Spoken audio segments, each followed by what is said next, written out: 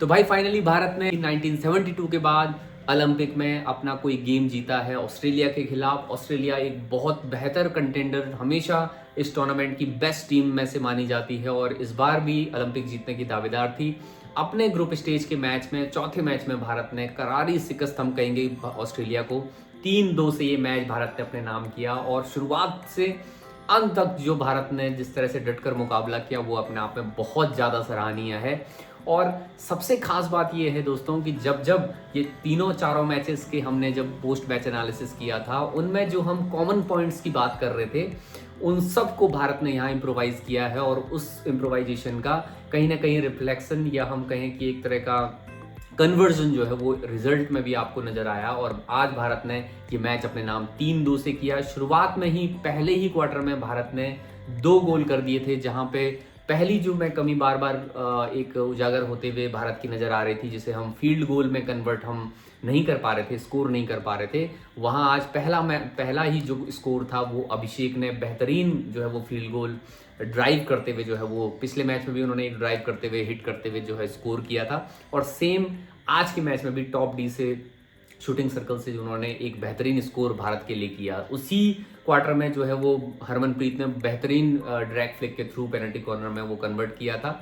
और आज जो 3 में से 2 स्कोर जो है वो हरमनप्रीत के रहे हैं, जिसमें एक पेनल्टी स्ट्रोक और पेनल्टी कॉर्नर रहा है। और आज एक चीज़ मैं फिर से पॉजिटिव कहूँगा, जहाँ पे पेनल्टी कॉर्नर में हम कह रहे थे कि वेरिएशन नहीं है या प्लान बी हमेशा भारत के पास उपलब्ध नहीं होता, लेकिन आज जब जब हरमनप्रीत रहे और उनको, क्योंकि जिस तरह से ब्लॉक कर रही थी दूसरी टीमें, उस तरह से उनका खेल जो है वो बहुत ज़्यादा बेहतर नज़र नहीं आ रहा था। लेकिन आज मैंने देखा, भले ही कन्वर्ट जो है वो पेनल्टी कॉर्नर एक हुआ हो, लेकिन कहीं ना कहीं हरमनप्रीत ने जो चेंजेस किए हैं अपने एक्शन में, या हम कहें कि जो एक डिलीवर करने के लिए जो इस तरह का अप्रोच चाहिए होता है, वो आज हरमनप्रीत ने दिखाया।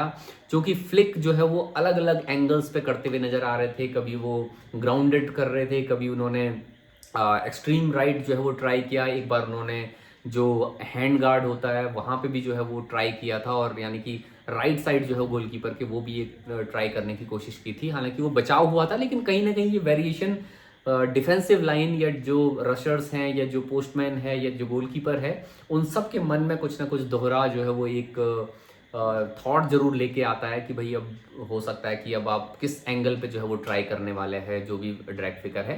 तो ये हरमनप्रीत की आज बहुत एक अच्छी चीज़ है और आने वाले समय में भारत के लिए ये बहुत बड़ा कॉन्फिडेंस मुझे लगता है कि देगी।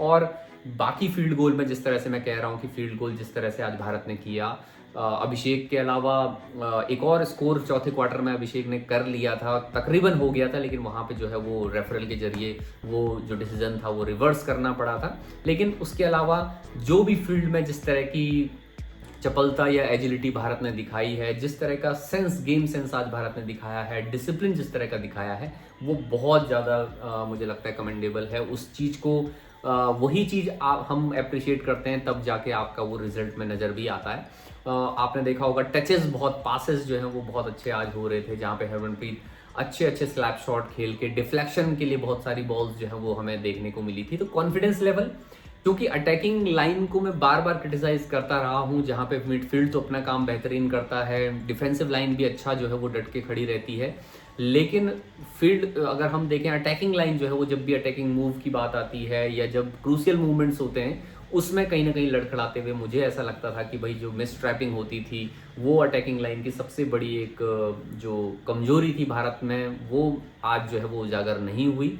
और वो चीज़ उजागर तो पहले होते आई है, लेकिन कहीं ना कहीं उस चीज़ को इम्प्रोवाइज जरूर किया है खिलाड़ियों ने। और वो चीज़ ऐसा नहीं है कि वो टेक्निकल एस्पेक्ट उनका वीक है, लेकिन कहीं ना कहीं वो जो मेंटल एस्पेक्ट हमेशा खिलाड़ी का रहता है, जो मेंटल स्टेट उस कंडीशन में होती है, आज भारतीय खिलाड़ी काफ़ी स्टेबल नज़र आए। जबकि ये मैच ऐसा नहीं है, आप ऑलरेडी क्वार्टर फाइनल में पहुंच गए थे, लेकिन उसके बावजूद टॉप 2 का जो स्लॉट है ना, वो बहुत मायने रखता है आगे आने वाले समय में। और भारत ने टॉप 2 में जो है वो कब्जा कर लिया है। और अब जो मुकाबले प्लान बी, पूल बी से, जो पूल ए से बेसिकली हम अगर बात करें, वहाँ से जो निचली 2 टीमें होंगी वो भारत से खेलते हुए वहाँ पे नजर आएंगी। क्योंकि चूंकि बेल्जियम ने बहुत अच्छा खेला है, उनका स्कोर भी ऑस्ट्रेलिया के साथ बहुत अच्छा रहा था, तो मुझे लगता है कि उसका एडवांटेज उनको मिलने वाला है।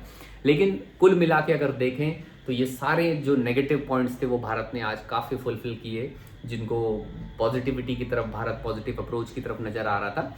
और एक चीज़ सबसे बड़ी जो पॉजिटिव थिंग लगातार भारत के साथ बनी हुई है, आज भी अगर आप देखेंगे तो हमारी टीम के दीवार श्रीजेश आज भी बेहतरीन खेल उनका नज़र आया, जिसमें बहुत सारे ऐसे मूवमेंट्स थे जहां पे मुझे लगता था, ऐसे मूव्स थे जहां पे स्कोर होने के चांसेस बहुत ज़्यादा थे। और ऑस्ट्रेलिया छोटे टचेस के लिए जानी जाती है, जब भी वो बॉल जो है वो रिबाउंड में आती है वहाँ चांसेस बहुत बनते हैं, लेकिन श्रीजेश ने बहुत अच्छा जो है वो सेंसिबली जो है वो अपना गेम प्लान जो भी वो करके आते हैं उस तरह से एग्जीक्यूट करते हुए नजर आए। तो वो एक बहुत पॉजिटिव भारत के लिए एक और रहता है।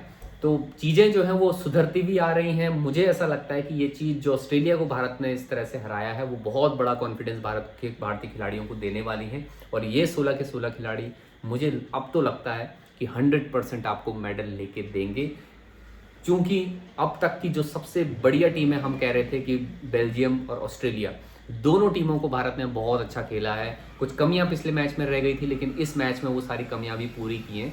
तो कुल मिला के देखें, मुझे लगता है कि गोल्ड के लिए भी भारत को कहीं ना कहीं हम कह सकते हैं कि बहुत बड़ी दावेदार भारतीय टीम इस वक्त है। और ये बहुत बड़ी न्यूज़ है, क्योंकि अगर मैं आपको बताऊं कि यूरोपियन जितने भी कंट्रीज़ हैं वो इस वक्त दबदबा उनका बना हुआ है पिछले कुछ समय से, अगर आप देखेंगे। लेकिन भारतीय टीम एक एशियन टीम जो अकेली इस बार जो है वो इस ओलंपिक में एक बड़ी दावेदार के रूप में आपको नजर आ रही है। तो उसका खेल इस तरह से अपने आप में मुझे लगता है कि बहुत सराहनीय रहा है। और आज का मैच बहुत ज़्यादा जो है सेटिस्फैक्शन देता है। और हम सब जितने भी हॉकी प्रेमी हैं, जितने भी खेल प्रेमी हैं, ओलंपिक में एक एक चार जो है वो आपने देखा होगा लगातार जो शूटिंग में मेडल आपको मिलते रहे, और अब जाके जो है वो हॉकी में भी एक बड़ी गुंजाइश बन सकती है। पीवी सिंधु का हारना वो एक बड़ा सेटबैक था, लेकिन लक्ष्य सेन एक ऐसे खिलाड़ी हैं, नीरज चोपड़ा हो सकते हैं, कुछ हो सकता है कि रेसलिंग में भी हमारे पास अभी गुंजाइश बचे।